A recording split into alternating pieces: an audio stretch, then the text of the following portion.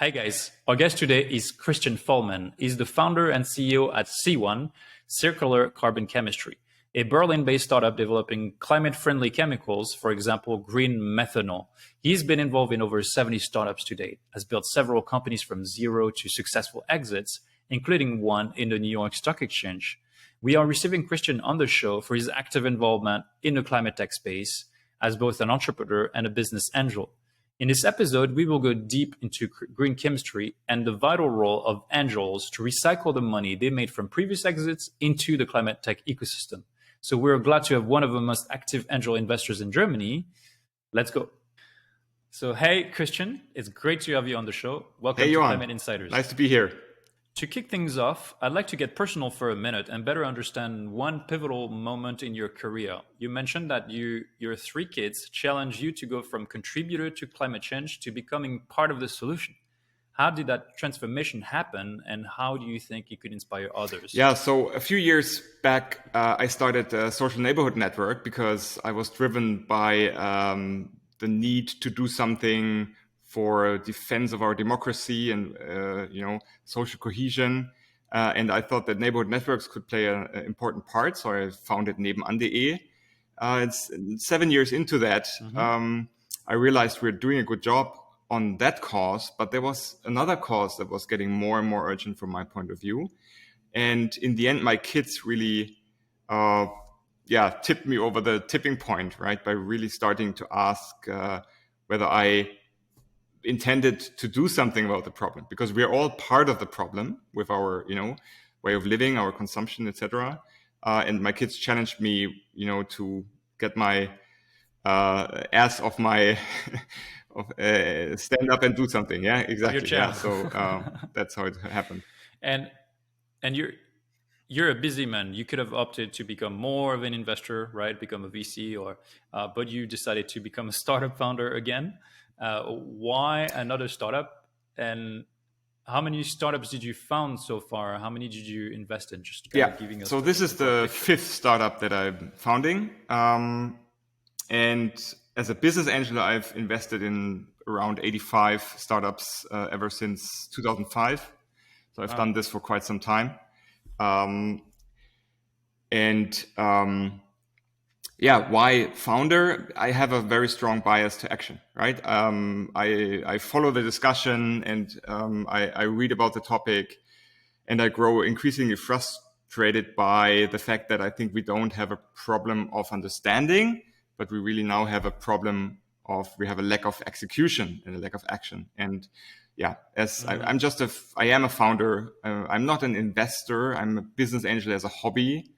But, my profession is being a founder and just doing things. That's a big hobby, to invest in 85 companies. And so now you've picked your next gig or next avenue, which is green chemistry. Could you paint us a picture of how methanol entered the picture to you? And kind of, stepping back, how is it produced today? What is it used for? I have to step even one step further back, because what you have to understand is that green methanol is only the first product of C1, the company we just started. Underlying is a quantum mechanical innovation platform. So my co-founder, Marek, who I've teamed up with, he has been simulating chemistry on the computer for 14 years by now, and he's perfected his algorithms and his models, so he can really simulate chemical reactions on the computer. And that's really an innovation platform that the first innovation we're spinning out now as a product is a new way to produce methanol. But later we want to go back to that platform and rethink other chemical production processes in a green way. So it's really about reinventing green chemistry. Green methanol is our first product. It's the first patent. We patented. And so today, methanol is produced still in basically the same way that it was produced for the last 100 years. So the current production process is 100 years old, dates back to a patent from 1921. It's produced 100% from fossil sources, so gas or coal. And it's a very inefficient process. That's because kinetics and thermodynamics actually work against each other in that process. And what Marek invented is a completely new way of producing it. So we're going from a heterogeneous catalysis to a homogeneous catalysis. And this solves a lot of this underlying problems, making it much more efficient. And this opens up the way to tap green feedstocks. So to produce methanol, not from gas or coal, but from, for example, waste biomass, or in the medium long term, captured CO2 and green hydrogen. What was preventing it from happening before? So the process is different using bioproducts that are natural. It's much more sustainable. What was the blockers so far? The economics just don't add up. It's too expensive. You can produce green methanol from green feedstocks using the old method, but since it's very inefficient, so just to give you an idea, you have to produce something called synthesis gas, which is carbon CO plus H2, and then transform that in a methanol catalysis. And the old process has a selectivity of below 10%. So only 10% is converted to methanol. The rest you have to reloop. Then there's a lot of unwanted byproducts that threaten to poison your catalyst. So you have to purge part of your syngas, which is the most expensive input factor. And then you have to operate the whole thing at a very high temperature and at a very high pressure, which means lots of capex and opex, and it's just too inefficient to use with green feedstocks. And what's the economic perspective of C1 now? How do you said economics were the blocking factor? What has changed now? And describe how you make money or intend to make money. So basically, in the near future. Our new way of producing, as I said, has both capex and opex cost advantages. So it's cheaper, but it also has two strategic advantages. It scales much better than the old process, and it's much more flexible. So you can actually much better work with renewable energy, which is also quite flexible, as we know. And this combination of cost advantages and flexibility and scalability enable us to tap into green feedstocks, right? So we'll start with waste biomass and produce green methanol from waste biomass. And we know that if we get to a certain scale, we can be cost competitive with fossil methanol produced in Europe. Actually, basically right from the start. And that's a very, very powerful thing to do, because then the green premium is not there anymore. And that's really the goal, to reduce the green premium on green methanol. That's right. So the green premium, for those listening, is the fact that switching to a sustainable solution typically comes up at a cost, which is typically too high or has been too high. But C1 is bringing that cost down by making it more economical. You said to convert hydrogen into methanol using waste CO2. So there is several routes. So we have to produce this syngas from a green source, right? We will start. So our first route will be waste biomass, because this is available and the economics are favorable. And there is enough waste biomass available to scale for the next 5 to 10 years. So this is a quick way to produce at cost competitive with fossil methanol today. This is what we'll start with. In the long run, if you look at the scale up in terms of how many million tons we need to produce, we will then go to captured CO2 and green hydrogen, right? Why later? Because there we are a bit dependent on the green hydrogen ramp up, because we need green hydrogen, and that's being developed, but it's not there yet. And of course, in terms of captured CO2, we can work at point sources. Capture CO2, for example, in cement production, where it's unavoidable CO2. You cannot avoid CO2 in cement production. So we could use that, for example, or we can use CO2 that's captured with direct air capture technology. But there again, the economics are not quite there yet, right? We all know that this is still a little bit of looking ahead. Right, it's a bit immature yet. It will take a couple of years to reach a certain scale. And going back to the economics, who's your customer today, or who's the prime profile? Is that more corporates? Is that more big chemical? Yeah, there's two big markets really. One is now just developing, and that is shipping. So the container shipping industry looks at green methanol as a fuel alternative because it solves two of their emission problems. It solves the CO2 problem. If they use green methanol as a fuel, they can run the ship carbon neutral. Because of course, when you burn it, CO2 is released. But then, for example, in the waste biomass route, plants are using CO2 via photosynthesis to produce biomass and oxygen as a byproduct. And we take waste biomass to produce green methanol again. So you have a closed carbon circle, right? So we're always about closing the carbon loops. Instead of taking out more fossils from the earth and burning them, we drive that CO2 in circles. This is one market that's just developing. Maersk, as the biggest container shipping company in the world, has just ordered 12 container ships that will run on green methanol, the first one being delivered in Q1 2024. So that's one big off-taker for green methanol. And just to give you an idea of the scale, today there's 100 million tons of fossil methanol produced. If the shipping industry were to switch 100% to green methanol today, they would need 500 million tons. So the market would grow times 6.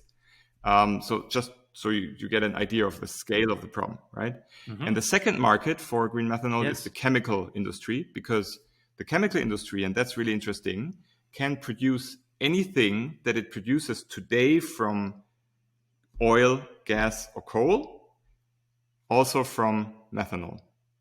So if they use green methanol to produce the carbon-based products like paints, adhesives, plastics, all kinds of things, they could actually also become carbon neutral. And now, looking at the bottleneck as a startup, would you say that the R&D getting to the point where you have a mature product that seems to fit all the criteria from those large customers, or the production? What is the most challenging bottleneck of a green chemistry startup? Yeah, so we have 3 major work streams in our company, right? One is to advance the chemistry further, so improve. So what we've found and patented is a family of catalysts that work very differently. They are much more effective. So we have a selectivity of 95%. So basically 95% of the input is converted to methanol in the first run. We can work at much lower temperatures and much lower pressure, which makes it a much more favorable and easier to manage process. And but we are just at the start of the optimization space, right? We've discovered that family of catalysts. We've randomly picked the first catalyst. We're working with that now, but there might be others that are even more efficient, selective, etc.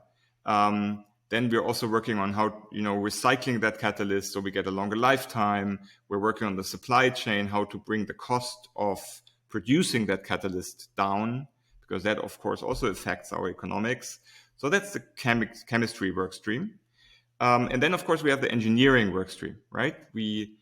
At the moment, we are in a chemical park producing methanol in very small quantities, and we're working in a batch process still. So we need now to turn this into a continuous chemical production process. And this is the engineering part, right? There's a lot of kinetic modeling, laying out of the reactor, choosing which reactor type is the right one, and basically engineering the whole process. So this, I would say, actually is at the moment the biggest bottleneck. And then the third work stream is business development and talking to off-takers, etc. But this is actually rather easy because companies are calling us asking, can you already sell methanol? How much? At what price? So the demand for green methanol is out there, and no one is producing as of now. So that's not the big issue, right? That's right. We tend to notice that, right? The fact that there's a pent-up demand for the enormous solutions, which make a startup like yours that have a real solution instantly viable. And talking about you as a startup founder, you have essentially two choices to make early on: is going the VC route, trying to raise a lot of capital so you can onboard a lot more people in the team and scale faster, or the bootstrapped option, which is trying to keep expenses low. What is your general go-to rule when it comes to the first 2 years of a business? Is it grabbing more upfront capital, or to try keeping expenses low and until you push? There's a very clear answer to that, Johan, and that is, it depends.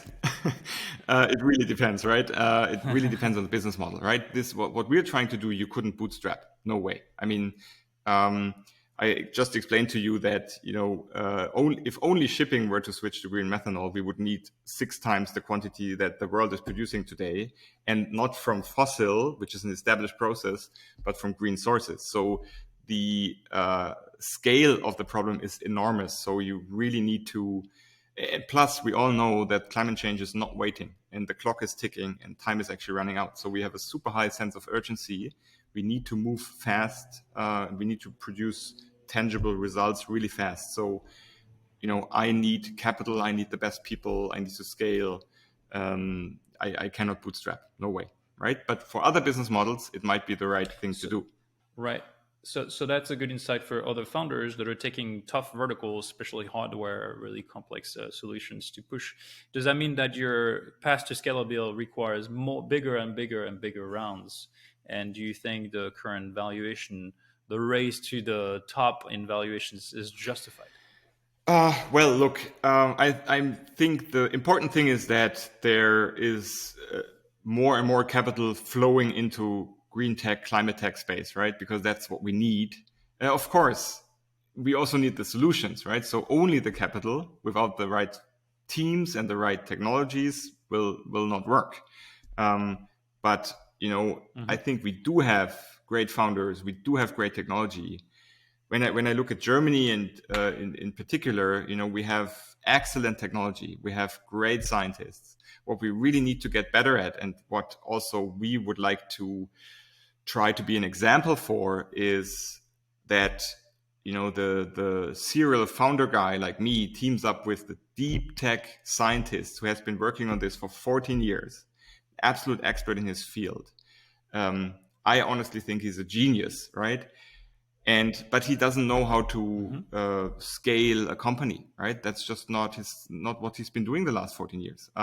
He's been doing science, but if we team up, and then we got another founder, Ralf, who is the chemical engineer, so who works on the engineering part, and we've got Christoph. So we have 4 founders. Christoph really is the techno-economic expert and the strategy person working on the business development and our strategy, and doing a great job there.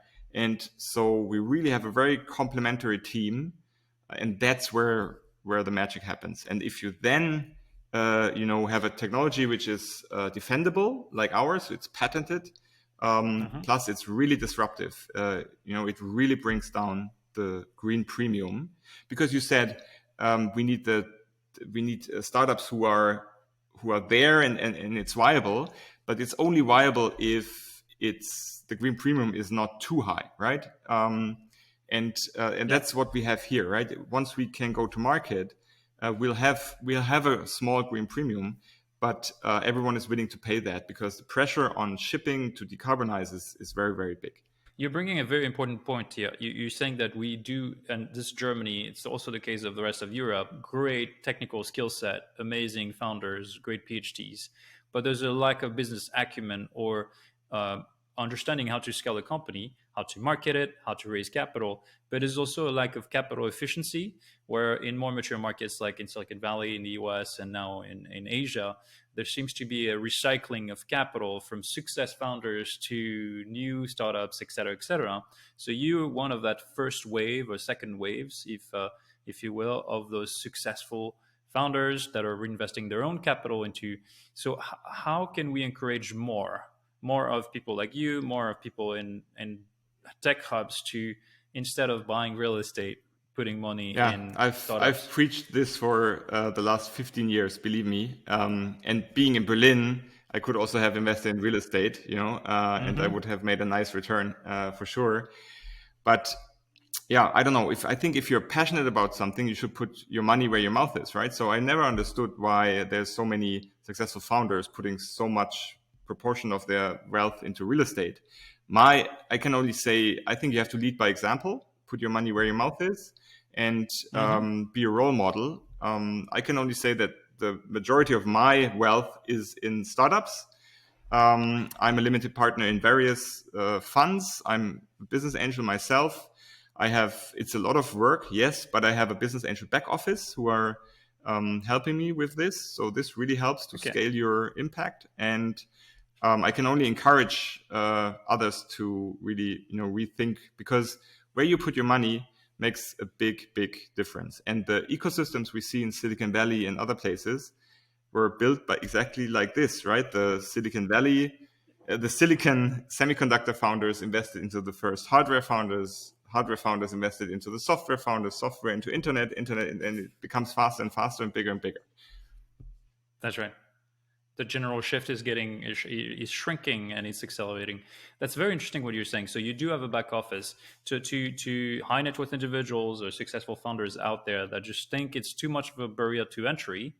But it's also valid to anyone out there that doesn't have the skill set to do angel investment. Any tip or trick did you have to chase or set up that foundational level of the back office, or do you think there are outlets doing it? Yeah, and there simplifying are outlets. Of course, it costs some money, right? You don't get it for free. It's work, and they need to get paid as well. If you shy away from that, then just invest into early stage or into venture capital funds, right? I mean, almost all the venture funds I know are now opening up for founders, and also have reduced their minimum ticket sizes, usually to 200,000 euros, sometimes even lower.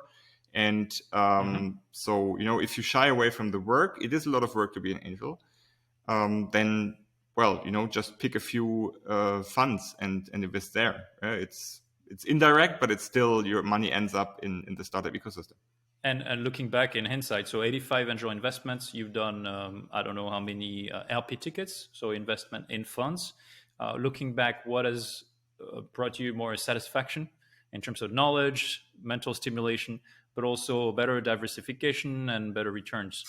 Is it too early to tell? That's too early to tell, because I only started investing into venture capital funds a few years ago. Before that, I actually shied. They were not open for smaller tickets from founders back then. That only started 4 or 5 years ago. And the second thing is, I shied away from the carry. I was a bit too, I thought, okay, I give away 20% of the upside, so I rather do it myself. But now I see that it's just, if you want to do thorough due diligence, and it's just very time consuming. So now I'm That's really right. more on the venture capital side again, because I need to focus on C1. This is my mission I'm on, and I have investors in C1, and I need to make this successful. So I have to reduce distraction and to be able to fully focus. And just a last question on angel investment. What is your general rule of thumb or strategy when it comes to angel investment? Has it been spray and pray for maximum diversification, or more targeted and more concentrated? Yeah, angel investing is super personal. I've been rather all over the place, because I've really the only rule I had is that I really invest in the people, and then over time, different trends or industries have caught my attention or interest. So I'm a bit all over the place, not because I went in and said I have to spray and pray and diversify as much as possible. That wasn't even the reason, but I very much invest in people, and if I can identify with the cause they are after, then I usually invest. But I know angels that are very successful with a certain strategy, and so there's no right or wrong. I think every angel has to find their own style. Yeah, and you're talking about people. There's the other side of people, which is all this beautiful talent waiting on the sideline, looking for great opportunities to jump into climate tech.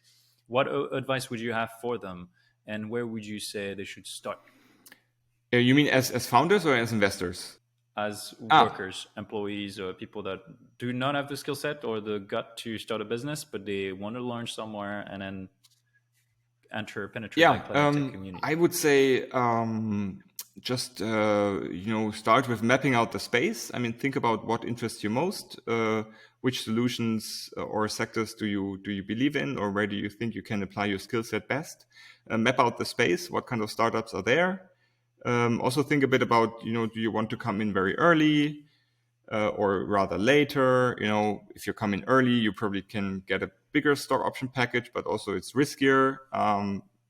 Later risk is already a bit less. So, think about and then, go and try to talk to the founders, right? Apply, take the initiative and get involved. So there's plenty of opportunity, I think. So talk to the founders.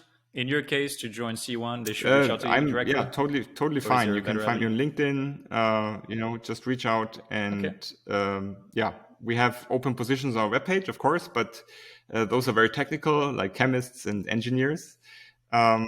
But there will be other positions coming up as well. And in the end, sometimes you're lucky and you take the initiative and you get hired. So just go for it. Great.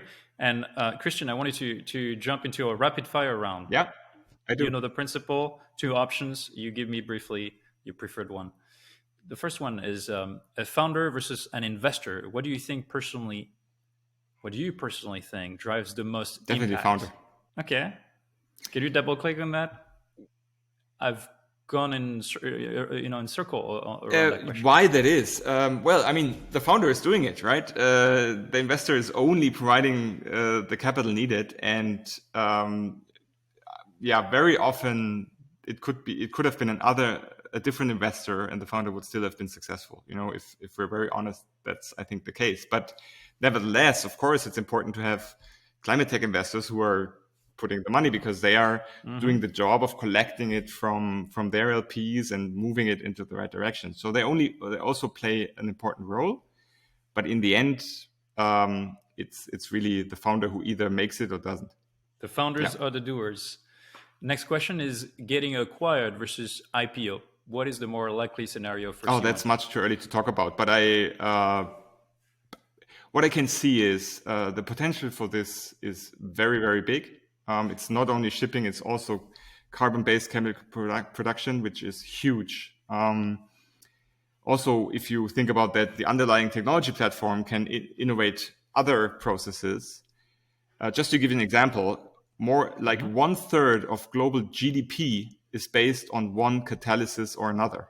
So chemical catalysis, even though most people are not aware of it, is the basis of so many things and so many things we produce and consume, that the potential is enormous. And on the other hand, I see that a lot of people, almost anyone I talk to, wants to invest their money more into climate tech. So I think an IPO would actually be logical, right? All right, that's great to have good ambitions. And to get there, you need either, and this is my last question, to build a monopoly or to remain niche. And I see 2 potential avenues, right? Of building a green chemistry monopoly as a platform, or to keep it niche and own your verticals. Where is your preferred option?